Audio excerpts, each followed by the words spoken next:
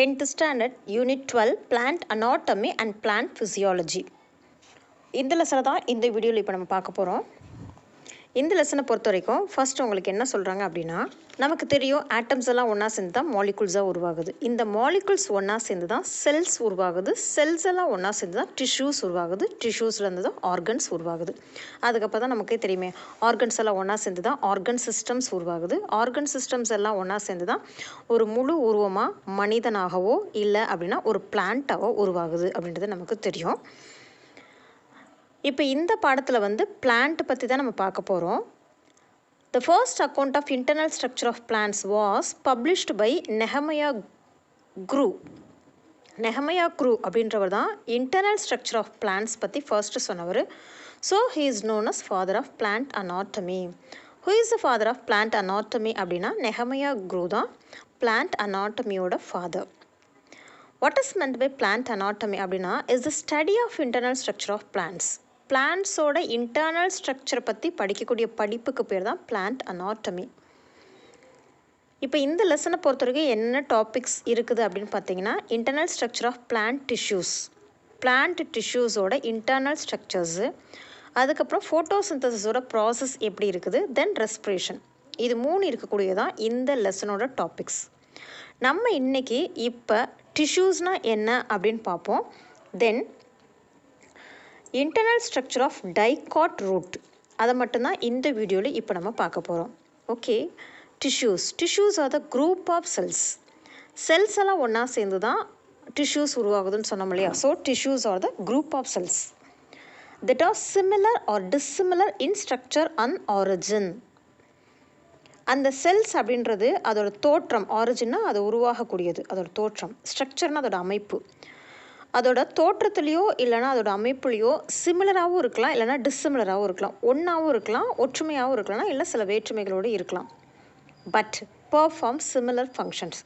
ஆனால் அந்த group of cells எல்லாம் ஒரே ஃபங்க்ஷனை செய்யக்கூடியதாக இருக்கணும். அப்படி இருக்கக்கூடியதான் டிஷ்யூஸ் அப்படின்னு சொல்கிறாங்க. ஸோ வாட் ஆர் டிஷ்யூஸ் அப்படின்னு உங்களுக்கு கொஷின் 2 மார்க்ஸ் கேட்டாங்கன்னா நீங்கள் இதான் எழுதணும். Tissues are the group of cells that are similar or dissimilar in structure and origin but perform similar functions அப்படின்னு எழுதணும். இந்த பிளான்ட் டிஷ்யூஸை கிளாஸிஃபை பண்ணுறாங்க based on their ability to divide.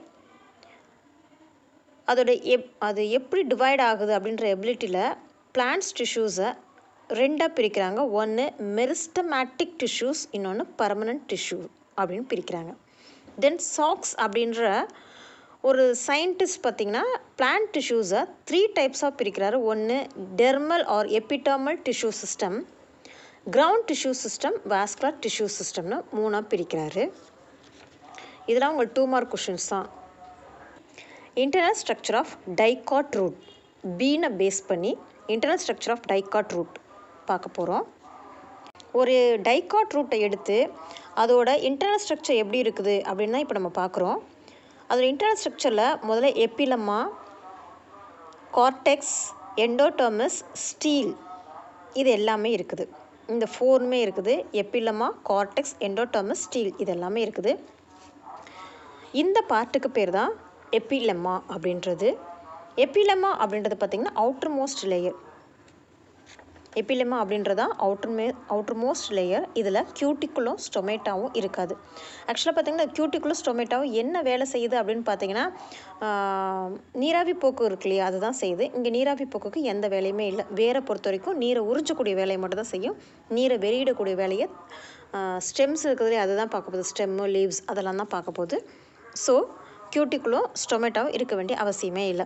அது மட்டும் இல்லை, கியூட்டிக்கல் இருந்தது அப்படின்னா நல்லா ஷைனிங்காகவும் லைட்டாக பிசுபிசுப்பாகவும் இருக்க மாதிரி இருக்கும்.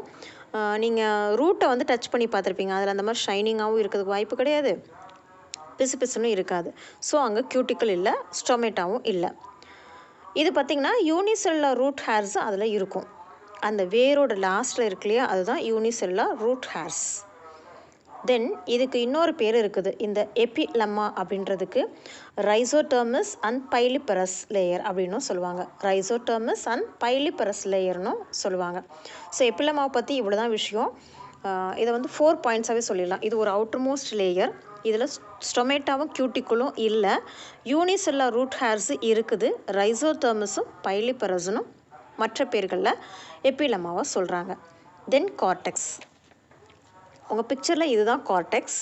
இதை பார்த்தாலே தெரியும் நிறைய லேயர்ஸ் இருக்குது கார்டெக்ஸில். அந்த நிறைய லேயர்ஸ் இருக்குன்னு தெரியுது. அதோட பார்த்திங்கன்னா இதில் இருக்கிற செல்ஸ் இதெல்லாமே பார்த்திங்கன்னா பேரன்கைமா செல்ஸ். இந்த பேரன்கைமா செல்ஸ் எல்லாம் பாருங்கள் கொஞ்சம் கேப் விட்டு இருக்குது. இதுதான் கார்டெக்ஸ். இது என்ன வேலை செய்யும்னு தெரியும் நமக்கு ஏற்கனவே. கார்டெக்ஸோட வேலை என்னன்னு தெரியும் இல்லையா? ஃபுட்டையும் வாட்டரையும் ஸ்டோர் பண்ணி வைக்கிற வேலை வந்து இந்த கார்டெக்ஸ் தான் செய்யும். ஓகே, இப்போ பார்ப்போம் cortex. It is a multi-layered large zone made of thin-walled parenchymatous cells with intercellular spaces. இடையில பார்த்திங்கன்னா நிறைய ஸ்பேஸ் இருக்குது. ஸோ ஸ்பேஸ் இருக்கக்கூடிய மல்டிலேயர்டு லார்ஜ் ஜோன் செல்ஸாக இந்த கார்டெக்ஸ். இந்த செல்ஸ் எல்லாமே பார்த்திங்கன்னா பேரன்கைமா செல்ஸாக இருக்கும். ஓகே, இதோட வேலை என்ன? Stores food and water. இவ்வளோ தான் கார்டெக்ஸ். 2 பாயிண்ட் தான் கார்டெக்ஸை பொறுத்த வரைக்கும். தென் எண்டோடர்மஸ். இதில் எண்டோடர்மஸ் எது அப்படின்னு பார்த்துக்கோங்க. இந்த கார்டெக்ஸ்க்கு நெக்ஸ்ட்டாக இருக்குது இல்லையா ரவுண்டாக, இந்த லேயர் பேர் தான் எண்டோடர்மஸ். ஓகே, எண்டோடர்மஸ் என்ன வேலை செய்யுது அப்படின்னு பார்ப்போம். It is a innermost layer of cortex. கார்டெக்ஸ்க்கு இன்னமோஸ்ட் இருக்கக்கூடிய லேயர் பேர் தான் எண்டோடர்மஸ். The cells are barrel shaped, closely packed and show band like thickenings on their radial and inner tangential walls called Casparian strips.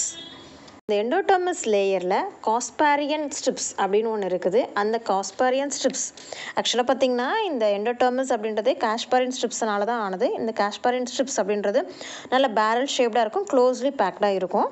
But these casparian strips are absent in the endodermis cells which are located opposite the protoxylem. These thin-walled cells without Casparian strips are called passage cells. இந்த Casparian strips இருக்குது இல்லையா, இந்த last layer தான் வந்து Casparian stripsன்னு சொல்கிறோம். இந்த Casparian stripஸில் ஒரு சில இடங்களில் பார்த்தீங்கன்னா Casparian strips இருக்காது. இந்த எண்டோடர்மஸ் எல்லாமே பார்த்தீங்கன்னா Casparian stripsனால ஆனது. ஒரு சில இடங்களில் மட்டும் Casparian strips இருக்காது.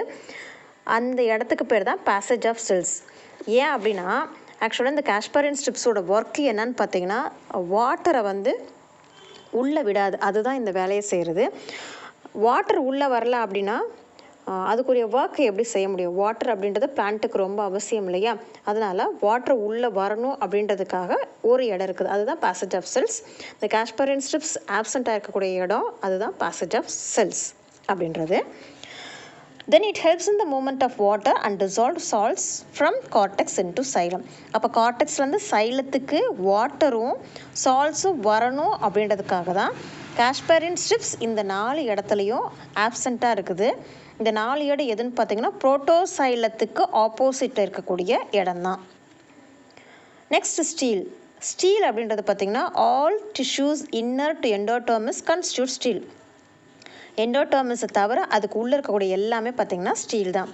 அதாவது பெரிசைக்கிள், வாஸ்குலர் பண்டில் இது எல்லாமே சேர்ந்து தான் ஸ்டீல் அப்படின்னு சொல்லுவாங்க. பெரிசைக்கிள் அப்படின்றது பார்த்திங்கன்னா இதுதான் பெரிசைக்கிள். நம்ம இப்போ பார்த்தோம் எண்டோடர்மஸ், அதுக்கு நெக்ஸ்ட்டாக இருக்கிறது பார்த்திங்கன்னா அதுதான் வந்து எண்டோடர்மஸ்க்கு நெக்ஸ்ட்டாக இருக்கிறதுக்கு பேர் தான் pericycle.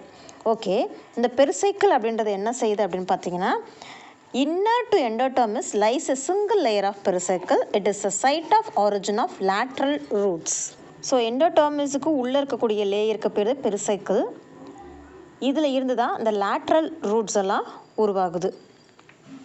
Next vascular bundle. Vascular பண்டில்ன்றது எதுனா சைலமும் ப்ளோயமும் சேர்ந்து இருக்கக்கூடியது பேர் தான் வாஸ்குலர் பண்டில்.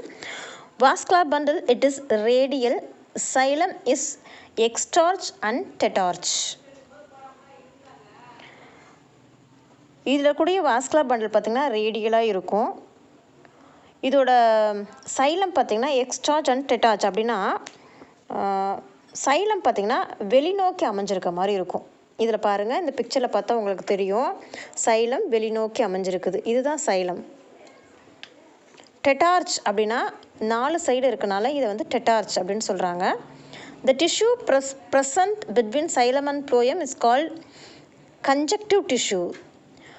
ப்ளோயத்துக்கும் சைலத்துக்கும் இடையில இருக்கக்கூடிய டிஷ்யூஸ் பார்த்திங்கன்னா கன்ஜெக்டிவ் டிஷ்யூஸ் அப்படின்னு சொல்லுவாங்க. In dicot root it is made up of parenchyma. Dicot ரூட்டை பொறுத்த வரைக்கும் இதுவும் பேரன்கைமா செல்லால் தான் ஆனது. Next pith. Young root contains pith varies in old root pith is absent. நார்மலாக பார்த்தா ரூட்டில் பொறுத்த வரைக்கும் பித்தே இருக்காது, ஆனால் யங் ரூட்டில் மட்டும் பித் இருக்கும். டைகாட் ரூட்டுக்கு என்ன பார்த்தோமோ அதே தான் மோனோகாட் ரூட்டுக்கும் இருக்கும். ஏதோ ஒரு சிலது மட்டும்தான் மாறி இருக்கும். அது என்ன அப்படின்றத பார்த்துடலாம். நம்பர் ஆஃப் சைலத்தை பொறுத்த வரைக்கும் டைகாட் ரூட்டில் டெட்டார்ச்னு பார்த்தோம், அதாவது 4 முனை சைலம் 4 பக்கமும் இருக்கும் அப்படின்னு பார்த்தோம். ஆனால் மோனோகாட்டில் அப்படி கிடையாது. மோனோகாட்டில் நிறையா இருக்கும் சைலம்ஸ். ஸோ அதை வந்து பாலியார்ச் அப்படின்னு சொல்லுவாங்க. கேம்பியம் பொறுத்த வரைக்கும் டைகாட்டில் ப்ரெசண்ட்டாக இருக்கும், மோனோகாட்டில் ஆப்சண்ட்டாக இருக்கும். செகண்டரி க்ரோத் அப்படின்றது டைகாட்டில் இருக்கும், ஆனால் மோனோகாட்டை பொறுத்த வரைக்கும் செகண்டரி க்ரோத் கிடையாது. பித்து பார்த்திங்கன்னா டைகாட் ரூட்டில் ஆப்சண்ட்டாக இருக்கும், ஆனால் மோனோகாட் ரூட்டில் ப்ரெசண்ட்டாக இருக்கும். பித்து டைகாட் ரூட்டில் நம்ம பார்த்தோம் இல்லையா, ஓல்டு ரூட்டாக இருந்ததுன்னா கண்டிப்பாக இருக்காது, அதுவே யங் ரூட்டாக இருந்தால் மட்டும் பித்து இருக்கும் அப்படின்னு பார்த்தோம். ஸோ ஓவராலாக பார்க்க போனால் டைகாட் ரூட்டில் பித்து இருக்காது, மோனோகாட் ரூட்டில் பித் ப்ரெசண்ட்டாக இருக்கும். கன்ஜெக்டிவ் டிஷ்யூ அப்படின்னு பார்த்தோம்னா டைகாட் ரூட்டில் பேரன்கைமா டிஷ்யூஸ் எல்லாம் இருக்கும், மோனோகாட் ரூட்டில் ஸ்க்ளெரன்கைமா செல்ஸ் எல்லாம் இருக்கும். இதுக்கு எக்ஸாம்பிள் பீன், மோனோகாட் ரூட்டுக்கு எக்ஸாம்பிளாக மெய்ஸ் சொல்லலாம்.